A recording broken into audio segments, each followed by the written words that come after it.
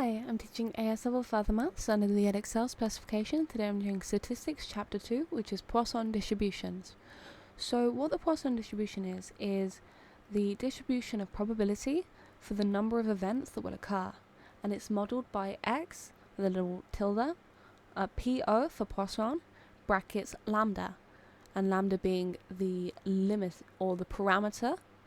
You see at the bottom, X has a Poisson distribution with parameter lambda. And it's given by the formula probability that x is equal to lowercase x is e, which is a exponential function, and you learn about it later with the Maclaurin expansion and whatnot, but you don't need to know it now. So it's e to the power of minus lambda times lambda to the power of x all over x factorial. So I hope you know what factorial is, but if you don't, let's say for example there's 3, and so it would be 3 times 2 times 1. So it's a number times all the numbers that come before it.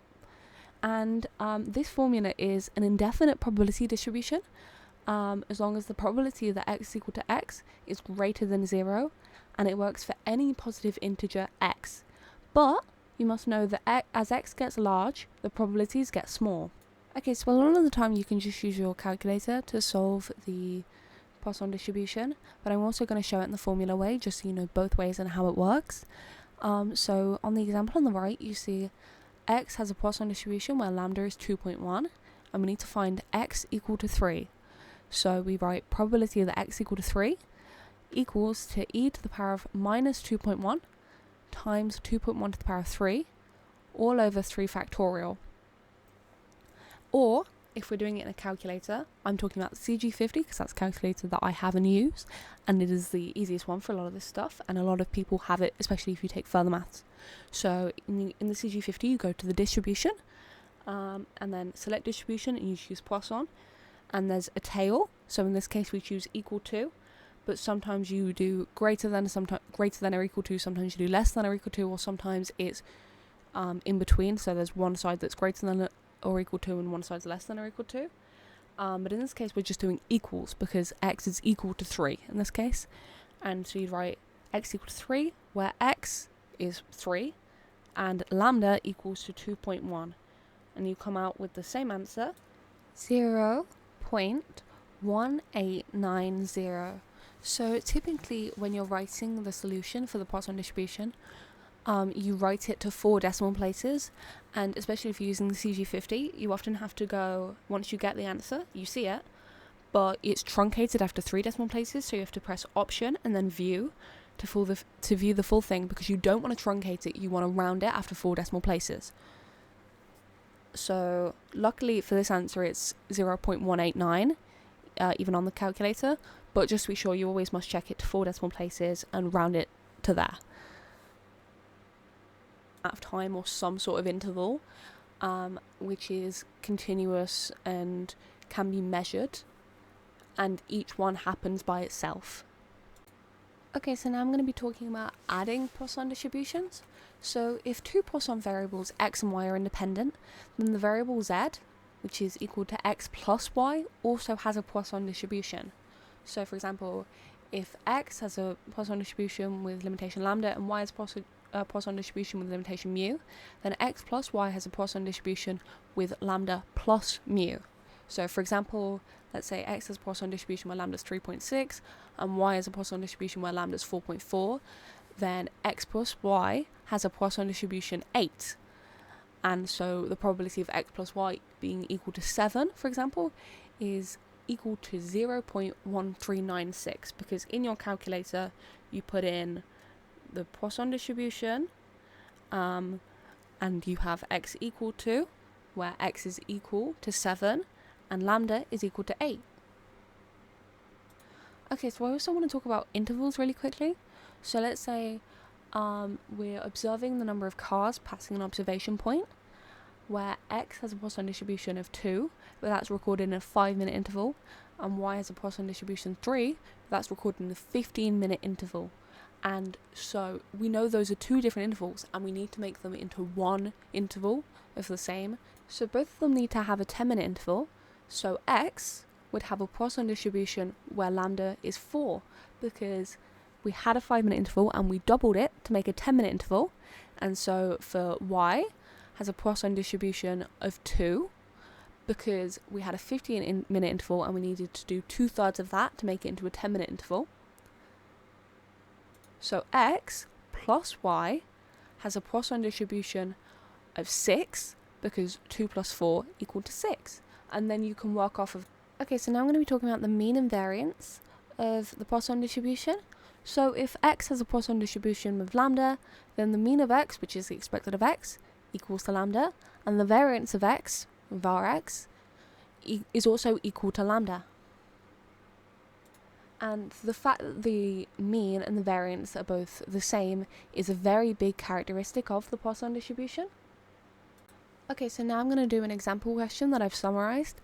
So a botanist counts the number of daisies in 80 randomly selected squares in a field, and the results are the sum of x is equal to 295 and the sum of x squared is equal to 1386. And we need to find two things. So we need to calculate the mean and variance and then explain how the answers support the use of a Poisson distribution. Okay, so now we need to find the mean from the sum of x. So we do 295 over 80, which is equal to 3.69, which is the expected of x, or x bar. Okay, now we need to find the variance. So we do 1386 over 80, because we have the sum of x squared and we need to make it the expected of x squared. So 1386 over 80 makes it the expected of x squared, minus 3.69 squared, or we can do it as the fraction because that's more accurate, so 295 over 80, the whole squared, because we know that variance is the mean of the squared minus the square of the mean, so the expected of x squared minus the expected of x, the whole squared, and that's equal to 3.73. Okay, so now we need to answer the second part of the question, which is explain how the answers support the use of a Poisson distribution. So if you see 3.69 and 3.73, they both round to 3.7. And that works because if you remember the features of a Poisson distribution that we read before, both the variance and the mean are the same. They're both lambda. And so, although they're not exactly the same, the fact that they both round to the same number to one decimal place proves and supports the use of a Poisson distribution. So when you do these questions, you need to find the number that they both round to, and then this number will be used as lambda for the Poisson distribution if you were to present it, because it's the number that they both round to and therefore is lambda. So when you do it, x has a Poisson distribution with lambda being 3.7 for this question. Okay, so now I quickly need to go over the mean and variance of the binomial distribution. So if x has a binomial distribution with NP, where n is the number of trials and p is the probability, then the mean of x, which is the expected of x, which is equal to NP, n times p. And the variance of x, which is var x, is equal to NP times, brackets, 1 minus p. And the features of the binomial distribution, the mean and the variance, are important because you can use the Poisson distribution to approximate the binomial distribution.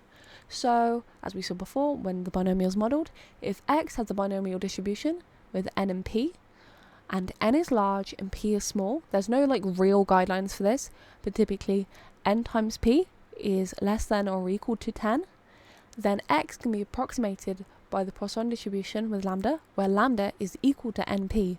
And this works because if p is really small, then the variance, which is np times brackets 1 minus p is so small that 1 minus p is practically 1, so it's basically equal to np, and then we know the mean is np, so the variance and the mean are the same thing, which is, as we know, a feature of the Poisson distribution.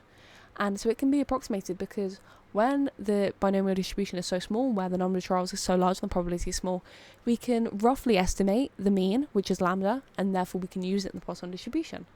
Okay, so now I'm going to do one final question that I've summarized. So the probability of a component being faulty is 0.007, and the number of faulty components in a batch of 1000 is noted, and we need to find the probability that exactly 6 components are faulty. Okay, so I hope you noticed that this was a binomial distribution first, and so we can model it with x as a binomial distribution with n being 1000 because that's 1000 trials, and p, the probability, is 0.007. And because we need to find the probability that exactly 6 components are faulty, we need to do x is equal to 6. in this.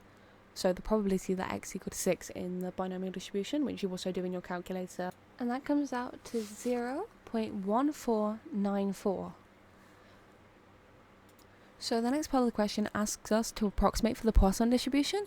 So we need to do 1,000 times 7, which is equal to 7, and we know that's less than 10, so it works. So we do x, it's Poisson distribution, where lambda is 7, and the question's asking us the probability that y is greater than 7, and that is equal to 0.4013. And also I want to say that when you put that into the calculator, the option for inequalities is only less than or equal to or greater than or equal to. So when you put this question into the calculator, you need to put y is greater than or equal to 8, because it has to be above 7, okay? And you also then, when you get the answer, it says 0.4012, so you need to option, edit or view, to see that it's 0.40128, and so you need to round up. And that's all. Thanks for watching. Have a nice day. Bye.